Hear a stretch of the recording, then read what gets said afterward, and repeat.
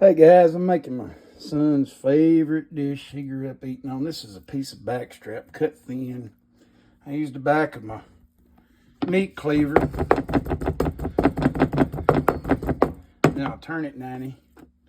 Do it again. Alright.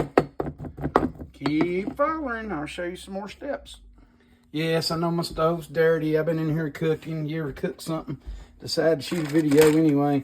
This is some venison. It's marinating in Manischewitz. I pounded it out. This is a Kentucky kernel flour with a couple shakes of Tony Chachere's and a little garlic added to it. I like it, but you make this how you want it. You put what seasons you want in it. That's that red wine was spilled. the deer meat and marinated for 3 days in red wine. So now I got to get my oil hot. And I like to put, if you're wondering what that is out there in it, I put a pinch of flour. See where it's at, see if it's getting hot, getting close. I'll show you how I cook this deer. So after we roll them in the seasoned flour, I'll bring them over here. We pan fry them. Let's see. Put all these out of the way. Put them up out of the way. Bring in some new ones. I like to put the cuts, little cuts down, and that kind of traps the flour. You've never battered and fried much stuff. That's an old country trick. Make it hold the batter better is to take the back of a knife, or I use a meat cleaver, hammer it out, tenderize it, and cook it to this point. Keep checking back. One of the signs is you'll start seeing these red juices pushing through what you find, and that's a sign it's getting close to turning it over. A lot of times you'll have that perfect golden brown that you're looking for. If you flip it at that time, that might be ready. You can see how light that is. It's only right on one side. Anyway, okay, got the venison cooked. You know, it's mostly done. You see a little red juices. It's actually going to go back in. Now, there's a recipe for making roux. It's equal parts flour and oil. And you can measure it out exact. I wasn't told how to make it that way, so I just had to kind of eyeball it and keep adjusting it. But you make this roux in the same oil, fry the venison in. I'll come back, check in a minute. I'll get this going. You'll get to a point where your roux will start getting kind of, you'll see streaks in it from your whisk. You got all your clumps broke up.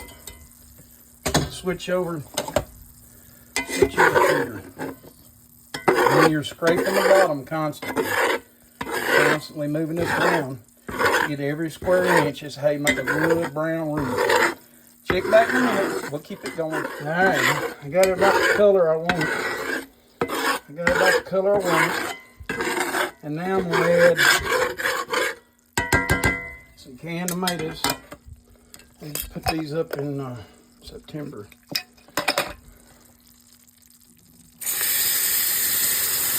This has got bell pepper, onion, tomatoes, and garlic, a little bit of olive oil in it. Something we make here at the house on the farm every year. Man, this stuff is amazing flavor-wise. Keep checking back.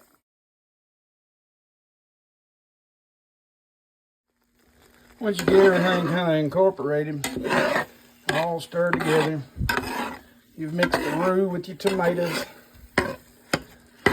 And the smell is driving me bad. I'm gonna reduce heat. Go down like a medium. Now look, this is where it gets to be devastating, man. You start laying this stuff right here back down in it, and this meat soaks up that gravy. Oh, Lord have mercy. Finishes cooking to me a little bit. Y'all check back in a minute. Final dish. It's got it just kind of simmering down. And you serve it over rice or bread, whatever you want. It's really easy to make. I hope you enjoyed it. Now that it's cooled off a little bit, I made some homemade fried tortillas a while ago. And I want to give it a sample. So that's how I'm going to try it. Little gravy, little tomato gravy on top of it. Let's go ahead and grab a seat and see how good this is. Here it goes. Venison, I guess it's kind of like a sauce piquant that the Cajuns make. It's similar. Let's see how it tastes on a homemade tortilla.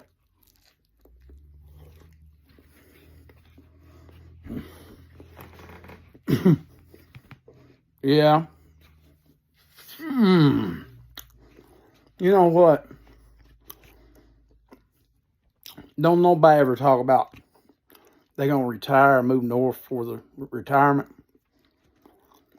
Everybody said they're going to move south.